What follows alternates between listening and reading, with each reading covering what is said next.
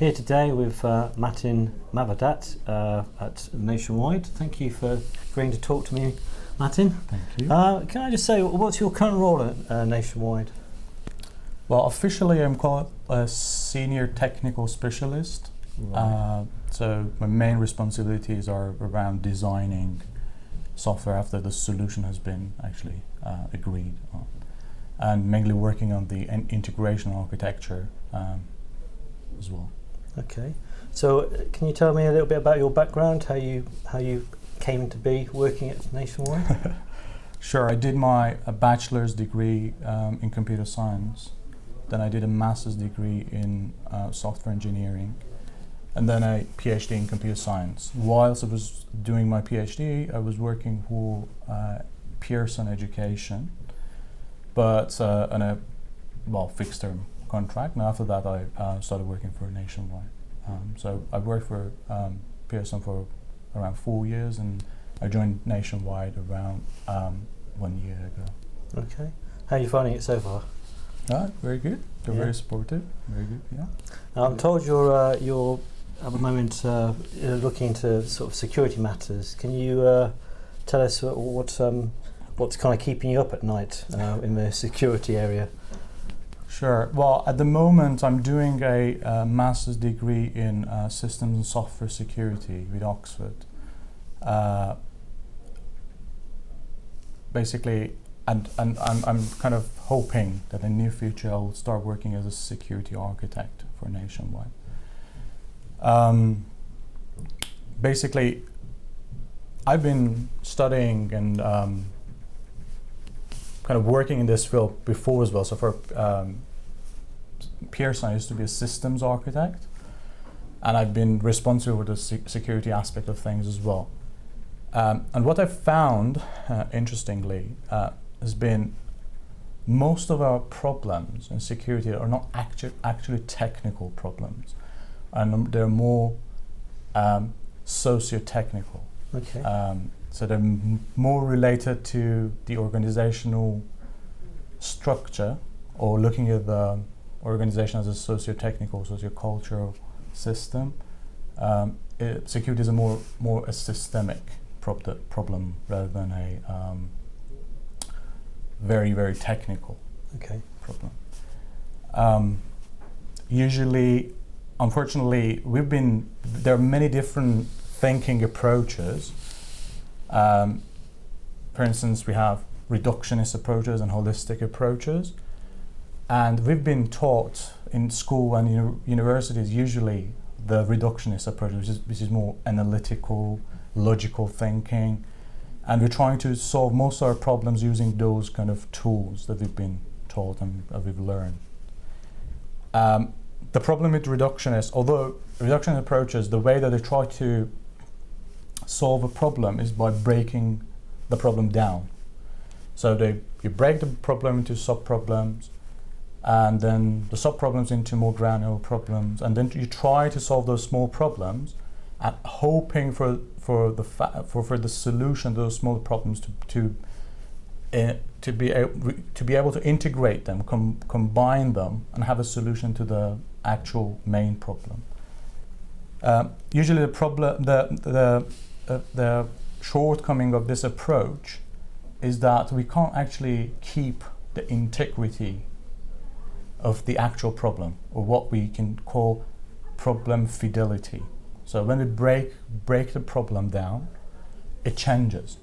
The nature of the problem changes, and when we solve it, we are not actually solving the kind of original problem anymore. It's sometimes difficult to combine and integrate the solutions to create a solution to the actual problem. So there is another approach to problem solving, which I think should be used for security, which is the holistic approach. Because of our human beings' cognitive limitations, and also bounded rationality, we have to use one of these thinking approaches, because these are the approaches that helps us solve complex problems. In reductionism, we break a problem down. In holism, we use perspectives and abstractions. So instead of breaking the problem and losing the integrity of the problem, we look at the problem from different perspectives. And in each perspective, we can actually analyze the problem in different abstraction levels, if you like. Systems thinking is one of these holistic approaches, basically. And it helps us to, and it basically looks at uses systems concepts to solve the problem. And as I said before, an organization can be considered a socio-technical, socio-cultural system. And if we look at it from that perspective, we can, and it seems that looking at different security problem, that the concept of security is an emergent property of the system rather than something that the system has.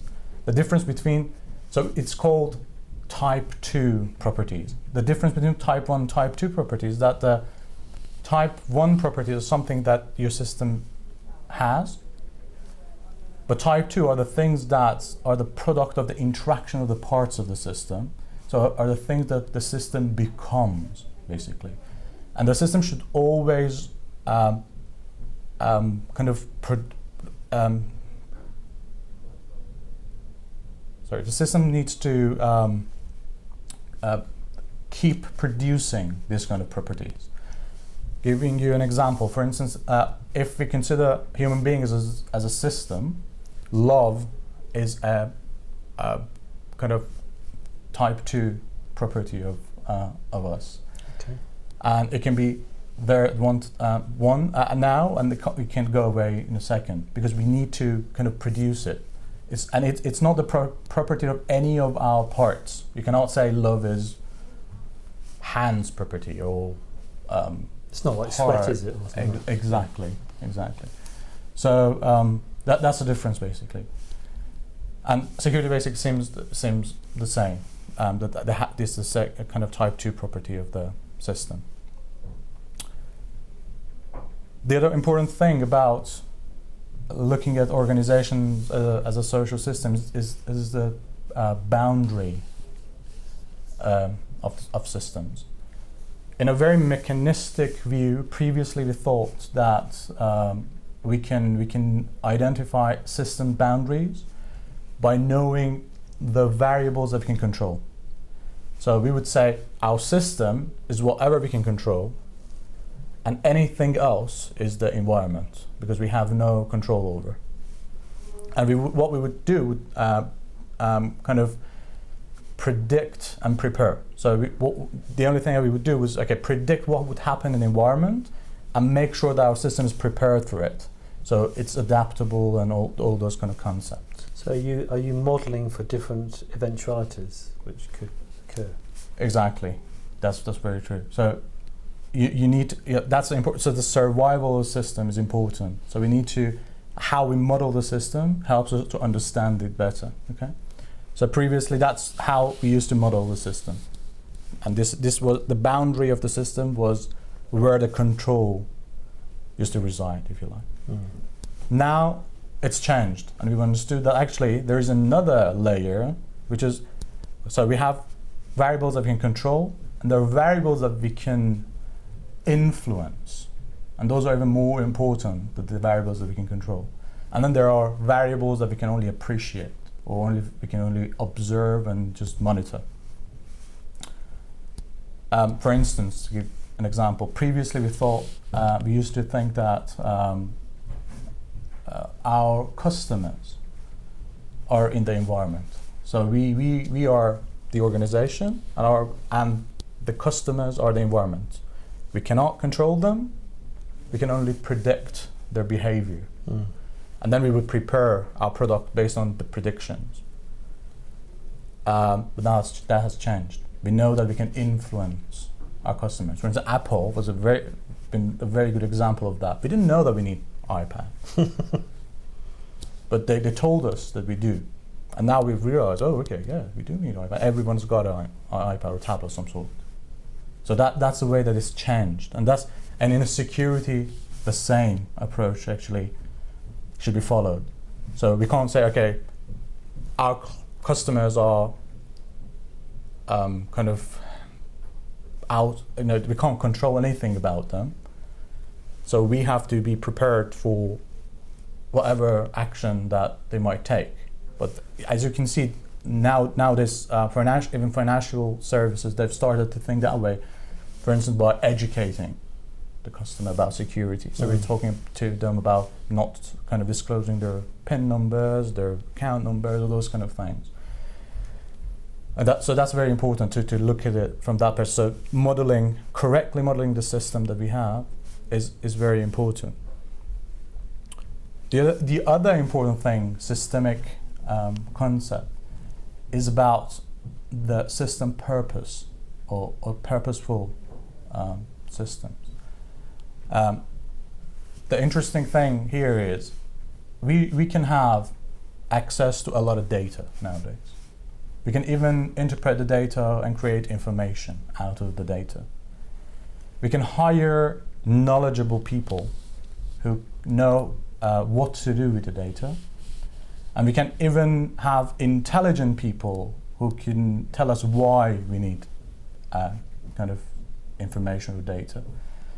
But the problem usually we have in all organizations is that the most important thing that drives an organization towards its goals is wisdom, because everything else is value-free. So data, information, knowledge, understanding, they're all value-free. There's no wisdom in them. You can use them for any purpose. But the thing that differentiates between a good organization and a not very good organization is the wisdom inside it. But the problem with wisdom is it's very difficult to quantify. It's very difficult to hire people who are wise. So what questions do we ask? We know what question to ask, for instance, to extract information for data. We know what question to ask for extracting, to find out if someone is knowledgeable. We ask how. How would you do this? How would you do that? We can find, even we can find intelligent people. We can use the question why. Why would we do this? Why would we do that? But there are no absolute question to extract wisdom. It's very difficult. But wisdom is the concept that a purposeful system needs. And that's again in security, that's very important as well, because we need to find out what is the purpose of the security. Why do we need to make our system secure? I've worked for organizations that didn't know why they want to make their system. They just knew that they want to, because this is the kind of hot topic. Yeah. They only knew that they need to make it secure. There was no wisdom. And because there's always trade-offs, you might lose other things.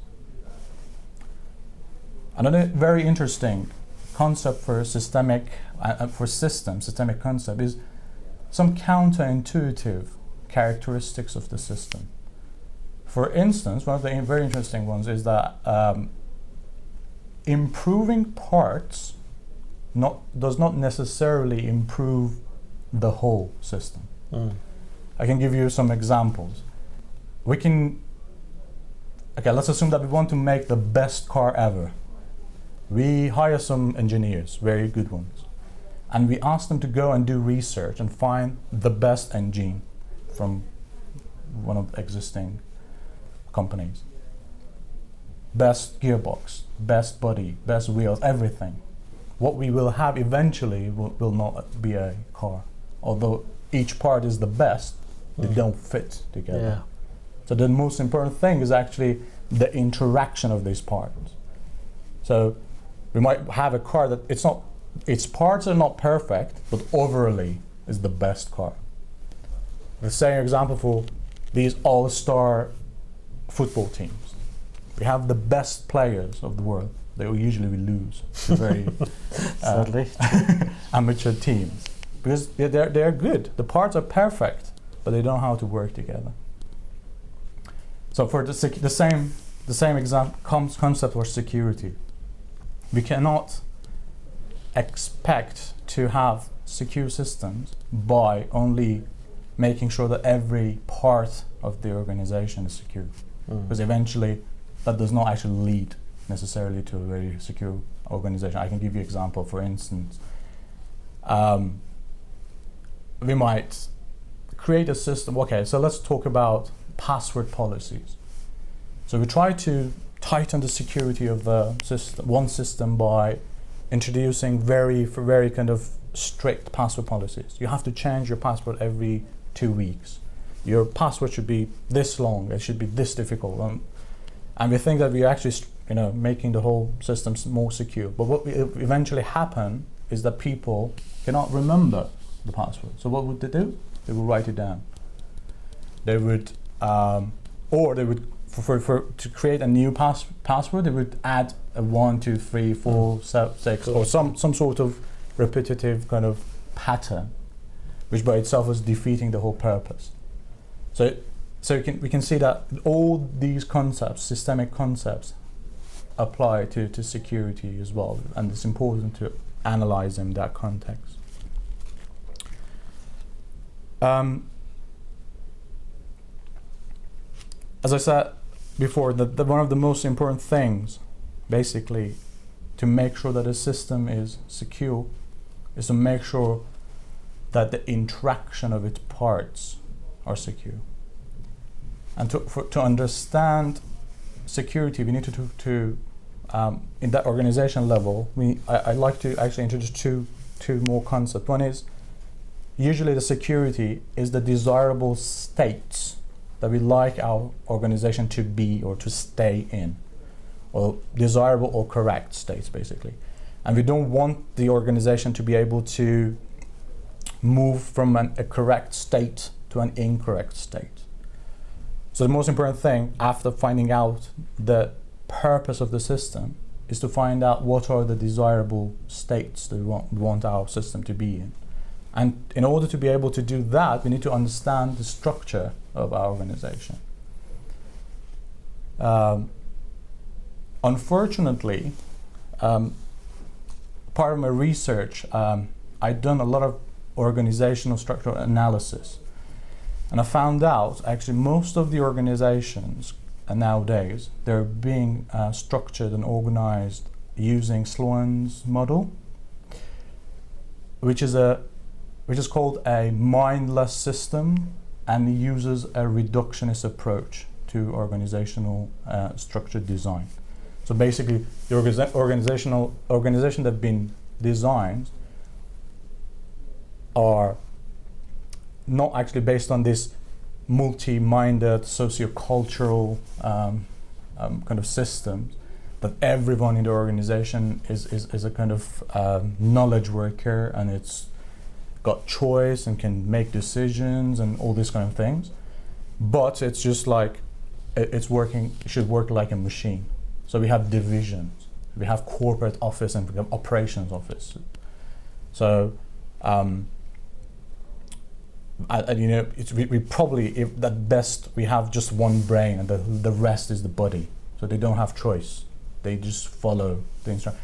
And this is actually quite against the whole security thing, because the way that you can actually make a system secure, when you have people, multi-minded organization, is by introducing a secure culture. Because if you introduce policies, like the brain, okay, you have to do this, make it secure, just like the password example, it won't work, because there's another security archetype that's called policy resistance. People do not usually follow the policies. But if you create the culture, that's a difficult bit, but if you manage to create a culture, you can actually successfully achieve that, because cultures help us with decisions. So we think that we can actually freely make decisions, but if we look at our day-to-day decisions, we can easily see how much our decisions are being guided by the culture that we've been brought up in, or the culture we live in. So, and that's the important thing to actually, so people think they're actually making a decision, but if that culture has been created, they will be guided towards making correct, secure decisions. So I think basically what I'd like to say is the first thing that we need to do to have a secure organization is to revise and look at the organizational structure and find that if actually we're using those kind of mindless models and try to change it and kind of to a more kind of socio-cultural organization, that people have a saying and there is a culture for everything, for every organizational problem, not just security. This will help. Even for technical problems, for instance, we can just look at, let's assume that I'm just in the IT department.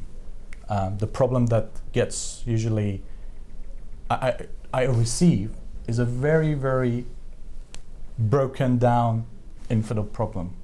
It's not the actual problem that our organization has, but it's just, okay, Matin, you need to design this, and it's just a bit of the actual problem. I don't have visibility of the overall problem. And the solutions that I make, they might be locally optimum. They might be good for that specific small problem, but as we said, because it's a big organization, it's got parts and interaction and stuff, it might actually not the best solution for the whole system. Of course, in the finance sector, the stakes are quite high if you get security wrong.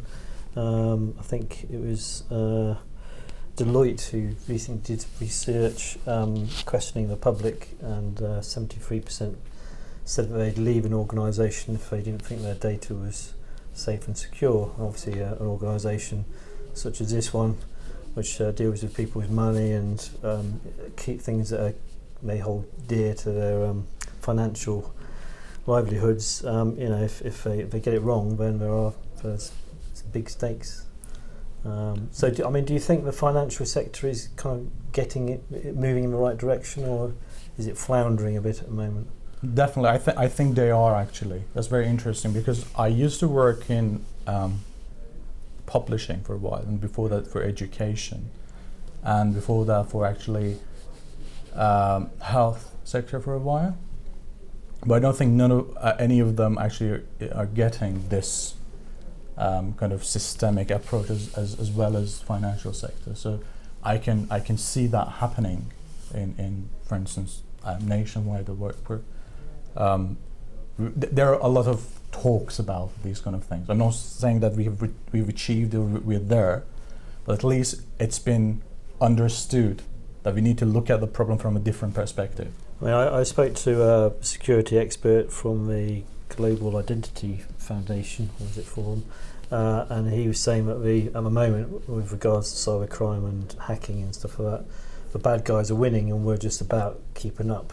So every time we kind of think we've solved one problem, the bad guys, if you want to call them that, are at the next stage of.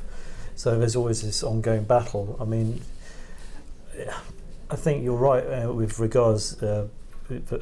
Bringing everybody on board with a culture of security and safety is a way to address that. But I mean, how many more years down the line do you think we're going to need to go down that route before we're all on the same page? Okay, that's actually what you mentioned was a very good example of the problem, because firefighting is a very good example of not actually trying to solve the problem holistically. Firefighting is a reductionist approach, so we find so that's why we're always behind. They do something, we try to solve it. They break a system, we try to, find how they've done it and find a patch or something to make the system more secure. I mean, the attackers. But about how long it will take to create such a culture, I don't think it will take a long time. It just needs the appropriate amount of effort and correct vision and correct way of looking at the problem. Things will evolve quite quickly, because we have a lot of every organization has got a lot of knowledgeable people, and even the people who we are influencing or are in our what is called transactional environment. So it's still those are the variables that we can only influence. They're called transactional environment. They are actually becoming more and more aware and more kind of educated about all these kind of problems. So although it might seem a difficult thing to achieve, I think it's much actually easier than the way that we're trying to fight the kind of problem. I mean, one thing that's been said quite a few times is that IT, VC, IO isn't very often engaged at the board level, up the higher echelons making the decisions about the whole organisation. They tend to get brought in afterwards, So that is very often a problem when it comes to IT kind of being a bit of an add-on to the organisation, and then they wonder why they're not secure enough, etc., because they meant speaking to the security CSO, at the actual board level meeting. I mean, would you say there's truth in that? Definitely. Again, I don't think, as I said before, security is only a technical problem. Usually, our weakest links are actually people. Okay, so looking to the future, I mean, you've mentioned about passwords being too long, and some interfaces now ask for 2 different passwords, etc. And we've got biometrics. I mean, what do you see looking ahead into the future, apart from trying to bring everybody on board with being responsible for their own culture of security? How do you see information security, the information security landscape developing in future? Sure. Well,